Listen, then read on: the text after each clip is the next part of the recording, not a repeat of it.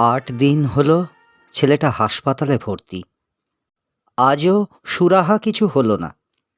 ডাক্তারবাবু বলেছেন কাল সকালে সেকেন্ড রিপোর্ট সব হাতে আসছে। ওগুলো দেখেই বলা যাবে কি হয়েছে। সে না হয় হলো, তারপর আকাশ পাতাল ভাবতে থাকে বিফল বাগ। গায়ে জ্বর ছিল দিন চারেক, সেটাই যে এত দূর গড়াতে পারে কে জানতো। মাস্টারমশাই পরামর্শ দিলেন, দিনকাল ভালো নয়, ওকে তুমি হাসপাতালে নিয়ে যাও। মাস্টারমশাই মানুষটা বড্ড ভালো, তার কথা ফেলেনি বিফল। জ্বর গায়ে ছেলেটাকে নিয়ে যেতে একটা টোটো গাড়ি ডেকে আনে সেদিনই। টোটো চালক এসে যা শুনলে জ্বর, অমনি গাড়ি ঘুরিয়ে পগার পার। করুণা রোগ, নিয়ে যেতে পারবনি গাড়িতে, তুমি অন্য কাউকে বলো। সারাদিন ধরে হাতে ধরে সাধাসাধি করলো বিফল বাগ। গোটা কুড়িক টোটো গাড়ি আর গোটা তিনেক মারুতি গাড়িকে। রাজি নয়। জ্বর বলে কথা।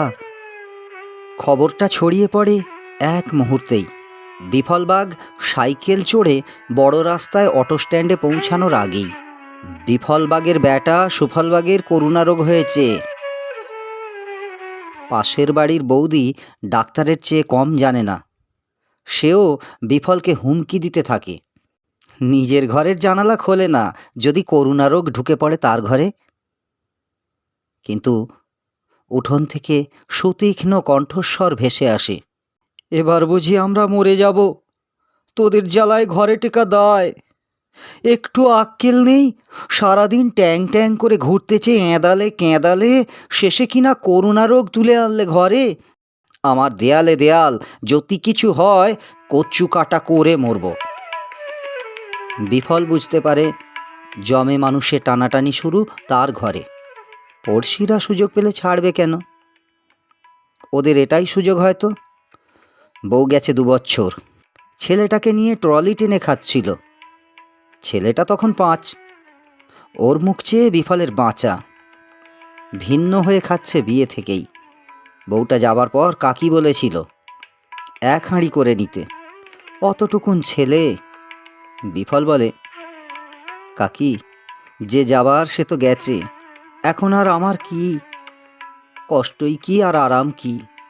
শোভলাকে দুটো ফুটিয়ে দিতে পারবনি। থাক, আর হাঁড়ি জুড়ে কাজ নেই, তুমি এত করছো তো। কাকি আরও কিছু বলতে যাচ্ছিল, বিফল একটা কাজের তাড়া দেখিয়ে বেরিয়ে যায়। বউটা তার গেছে বিনা চিকিৎসায়। কাকির কত টাকা, তবু সেদিন 1030 দিলে বউটার অপারেশনটা করা যেত। চেয়েছিল বিফল, পায়নি টাকা। যা শুনেছিল সে কথা আপনাদের অন্য সময় বলা যাবে। বিফল ভুলতে পারেনি সে কথা। ছেলেটার হাত ধরে হেঁটে হেঁটে গেল হাসপাতাল। 3 ঘন্টা ঝাড়া হাঁটা। জ্বর গায়ে ছেলেটার দাঁড়াতে পারল না, ঢলে পড়ল। শেষমেশ কোলে নিয়ে বাকিটা পথ গেল বিফল। দূর থেকে দেখেই ডাক্তারবাবু বুঝলেন করোনা। 5 সেকেন্ড দেখা, 10 সেকেন্ড কথা শোনা, আর আধ ঘন্টাটাক নোট লেখা সেরে অ্যাম্বুলেন্স ডেকে করোনা হাসপাতালে সুফলকে পাঠিয়ে স্যানিটাইজার দিয়ে হাত ধুলেন ডাক্তারবাবু। সেই থেকে 8 দিন পার। করোনা পরীক্ষা করাতে স্যাম্পেল পাঠানো হয়েছে। রিপোর্ট আসছে কাল। তারপর চিকিৎসক বলবেন কি কি করতে হবে। হাসপাতালের ভিতরে প্রবেশ নিষিদ্ধ। বাইরে ফুটপাতে পড়ে আছে বিফল বাগ, ভিতরে শয্যায় সুফল বাগ। দেখা হয়নি 4 দিন 4 রাত। শুধু ডাক্তারবাবুরা খবর দিচ্ছেন ভালো আছে, খাওয়া দাওয়া স্বাভাবিক ইত্যাদি। পঞ্চম রাতটায় ফুটপাতের ধারে বসে বসে ঘুম এলো বিফলের। বেশ খানিকটা ঘুমও হয়ে গেল। বিচ্ছিরি একটা স্বপ্নে যখন ঘুম ভাঙল তখন সকাল পেরিয়ে অনেকটা বেলা হয়েছে। ব্রেন সাফাই হয়ে গেছে। চোখে মুখে জলের ঝাপটা দিয়ে বিফল ছুটল হাসপাতালের রিসেপশনে। নার্স জানালো নেগেটিভ। বিফল বুঝতে পারে না। নার্স বুঝিয়ে দেয়। বিফল ভাবে তাহলে ছুটি হবে সুফলের। কিন্তু করোনা পরীক্ষার যে কতগুলো ধাপ আছে তা বিফলরা জানে না। ওরা জানে ট্রলিতে মালপত্তর বোঝাই করতে। ওরা জানে ওই মাল সঠিক ঠিকানায় পৌঁছে দিয়ে 50-100 টাকা গুনে নিতে। ওরা জানে সেই টাকায় কেজি 2 মোটা চাল, কেজিখানেক আলু আর একটু নুন কিনে গামছায় বেঁধে ঘরে ফিরতে। ওরা জানে ওই চাল আর আলু সিদ্ধ করে নুন মাখিয়ে ছেলেটার মুখে তুলে দিতে। ওরা জানে খাইয়ে দাইয়ে মা হারা ছেলেটাকে বুকের কাছে জড়িয়ে নিয়ে একটু শান্তির ঘুম দিতে। বিফল বাগরা জানে উঁচুতলায় চাইতে নেই, মানেও তাই। ওরা জানে সুফলদের এক মুঠো পান্তা ভাত খাইয়ে ভোর ভোর ট্রলিটা নিয়ে পথে নামতে। রিপোর্ট এলো, ছুটি হলো না সুফলের। দ্বিতীয় পরীক্ষার রিপোর্ট হবে। জ্বর কিন্তু আসছে 2-1 দিন ছাড়াই। উনি এলেন 8ম রাতের পর। নেগেটিভ। ছুটি হলো সুফলের। কিন্তু জ্বর তো ছাড়েনি। তাহলে বিফল ছুটল অন্য হাসপাতালে, হাতে সব কাগজপত্র নিয়ে। এমার্জেন্সিতে দেখে ডাক্তারবাবুরা ভর্তি করাতে বললেন। আবারও হাসপাতাল। সেদিন সকালেই রক্তের কয়েকটা পরীক্ষা করানো হলো। সুফল এখন অনেকটা রোগা হয়েছে, শরীরটা দুর্বল হয়েছে, কিন্তু মুখের হাসিটা অমলিন। বাবা, বাড়ি যাব কবে? ছুটি তো হয়ে গেল, তাহলে আবার কেন? হাসি মুখে সুফল বলে। এই কেনর উত্তর বিফল জানে না। সে জানে ডাক্তারবাবুদের নির্দেশ, এই বড় হাসপাতালে সুফলের চিকিৎসা হবে। পরদিন সকালে ডাক্তারবাবু জানালেন সুফলের আলসার ধরা পড়েছে কিডনিতে। অপারেশন করতে পারলে বেঁচে যাবে ছেলেটা। বিফলবাগের মাথায় আকাশ ভেঙে পড়ল না। 2 বছর আগে বউটা গেছে, আজ আবার অপারেশন। ভেঙে পড়ার আগে শেষবার বুকটা শক্ত করে বাঁধে। ছেলেটাকে হাসপাতালে ভর্তি করা আছে। সেই রাতে বিফল গ্রামে ফিরল। টাকার দরকার, কিভাবে হবে, কোথায় পাবে? রাতেই গেল মাস্টারমশাইয়ের কাছে।